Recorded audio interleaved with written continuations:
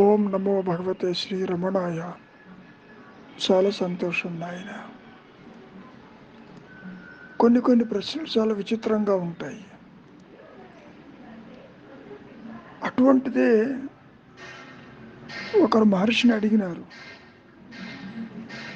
ఒక మారు లభించిన జ్ఞానం అది నష్టం అవుతుందా? ఇక్కడ ఏమనుకుంటున్నారంటే, కొత్తగా ఏదో వస్తే అది ఉంటుందా పోతుందా అన్నట్టుగా ఉంటుంది. అసలు స్వరూప జ్ఞానం లభించటం అనే పదం ఒక రకంగా సరి అయింది కాదు. కారణం ఎవరికి లభించాలి? జీవుడికి లభిస్తుందా? ఆది నుంచి అహంకారము తృణీకరించబడింది. లేనివాడికి జ్ఞానం లభించటం ఏంటి? చాలా విచిత్రంగా ఉంటుంది ఆ ప్రశ్న. అయితే ద్వైత దృష్టితో చూస్తున్నారు కాబట్టి, వాసనాపూరితమైన జీవితాన్ని గడుపుతున్నారు కాబట్టి, వాసనలు పూర్తిగా నష్టమైతేనే ఆత్మ ప్రకాశిస్తుంది అని అనటానికి ఎక్కడా ఆధారాలు లేవు. జ్ఞానికి కూడా వాసనలు ఉంటాయి కదా. మహర్షి విషయమే తీసుకోండి. 16-17 సంవత్సరాల్లో మరణ అనుభవం తరువాత స్వరూప జ్ఞానం ప్రకాశించిన తర్వాత కూడా దేహము, మరి జగత్తు, సంసారము అన్నీ ఉన్నాయి కదా 1950 దాకా. మరి ప్రారంభ కర్మతో ఆ దేహము అంతవరకు తీసుకురాబడింది కదా. అంటే ఇక్కడ స్వరూప జ్ఞానానికి, వాసనలకి, కర్తృత్వానికి ఎట్టి సంబంధము లేదు. అంటే వాసనారాహిత్యమే ముక్తస్థితి అని మనం ఎంత చెప్పుకున్నా, మరి 1950 దాకా మహర్షుల వారు దేహంతో మరి ఉన్నారుగా, వాసనలు వెంటాడుతూనే ఉన్నాయిగా. కాకపోతే ఆ వాసనలు బంధహేతువులా, భోగహేతువులా? భోగహేతువులై ఉంటాయి కానీ బంధహేతువులు కావు. ఇది బాగా అర్థమవుతుంది. ముఖ్యంగా ఆత్మ ప్రకాశం అనేది వ్యక్తిత్వంతో ప్రకాశించదు. There cannot be any individual realisation. అందుకని అసలు జ్ఞానులు అజ్ఞానులు అంటూ ఎవరు ఉండరు. ఈ ప్రశ్నలన్నీ కూడా అజ్ఞాని యొక్క పరిధిలోనే ఉంటాయి. ఒకసారి ఆత్మప్రకాశం అయిన తర్వాత అది స్థిరంగా ఉంటుందా, పోతుందా లేదా, ఇవన్నీ కూడా సామాన్యంగా అజ్ఞాన స్థితిలో, ద్వైత స్థితిలో అడుగుతున్నటువంటి ప్రశ్నలు. ఆత్మేమో తురీయంలో ఉంటుంది.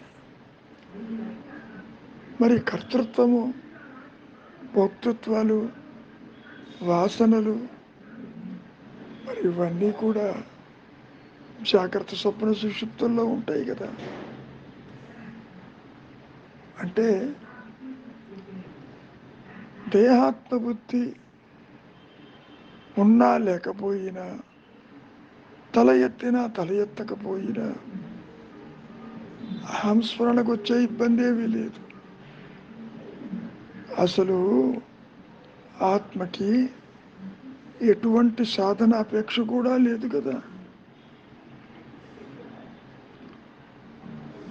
ముఖ్యంగా ఉన్నది అహంస్ఫురణ, లేనిది జీవుడు, జగత్తు, ఈశ్వర భావనలు. లేనిది అంటే ఆత్మని విడిచి విడిగా లేదు. అయితే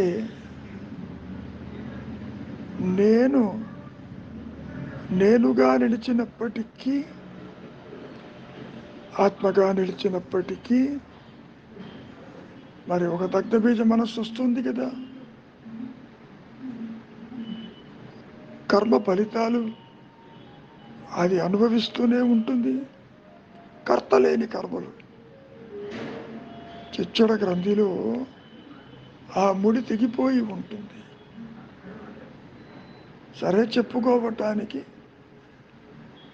జ్ఞాని అని అజ్ఞాని అని, జ్ఞానికి ఇది అంటదని 3 రకాలైన కర్మలు కూడా అదృశ్యమైపోతాయని ఇవన్నీ బాగానే ఉన్నాయి మాయలో చెప్పుకోవటానికి.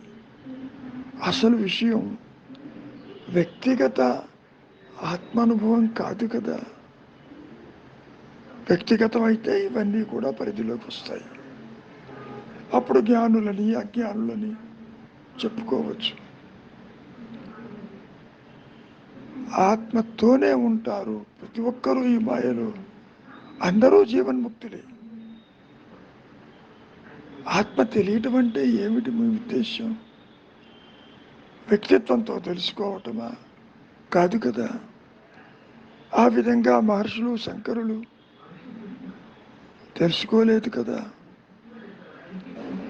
ఆత్మ ప్రకాశంలో జీవభావన, జగద్భావన, ద్వైత భావన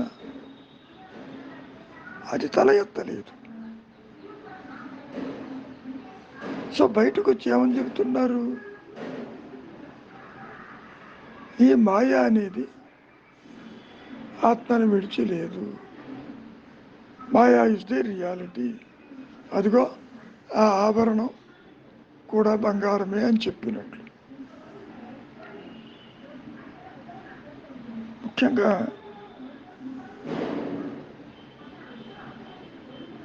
జ్ఞానికి సహితము ఒక ఎక్స్పైరీ డేట్ ఉంది కదా ఆ దేహానికి. మరి అంతవరకు వారు చేసేవన్నీ అకర్మలని, మూలము తెలియకపోతే అన్నీ సకర్మలని మనం మాయలో చెప్పుకుంటాం. అసలు విషయం ఏమిటి అంటే, వ్యక్తిగా ఈ దేహము కానీ, ఇంద్రియాలు కానీ, మనస్సు కానీ ఏ కర్మలు ఆచరించదు. జ్ఞానముతోనే నీవు గ్రహిస్తావు. It is the self that does everything అన్నారు. అంటే జ్ఞానమే అన్ని పనులు చేస్తుంది. చూచినా, విన్నా, తిన్నా, మాట్లాడుతున్నా, నడుస్తున్నా, కర్మలాచరిస్తున్నా, చేతిని కోసి అక్కడ పెడితే పనిచేస్తుందా? పని చేయదు కదా. ఇది ఒక పనిముట్టు లాంటిది. ఇందాక చెప్పినట్టు వ్యక్తిగత ఆత్మ అనుభవాలు ఉండవు. సరే, ఇంత చర్చ చేశారు. స్థిరం అవ్వటానికి సమయం పడుతుంది, జారిపోకుండా నీవు ఉండాలి అంటూ ఇన్ని చెప్పినా మరి ఆత్మ సిద్ధించిన తర్వాత తిరిగి పుట్టుక ఉంటుందా లేదా అని అడిగినప్పుడు మహర్షి ఏమన్నారు? సామాన్యంగా ఉండదు, కానీ ఆ ఉచ్చతర శక్తి కావాలంటే తిరిగి పంపిస్తుంది ఇక్కడికి. మరి తిరిగి రావటానికి ఎందుకీ సమస్య? పుట్టుక ఉందో లేదో తెలియదు, చెప్పుకోవటానికి స్వరూప జ్ఞానంతో జనన మరణాలు ఉండవని మాయలో చెప్పుకునే ఒక స్టేట్మెంట్. ఇప్పుడు కూడా జీవుడు లేడు, జనన మరణాలు లేవు, సృష్టి లేదు.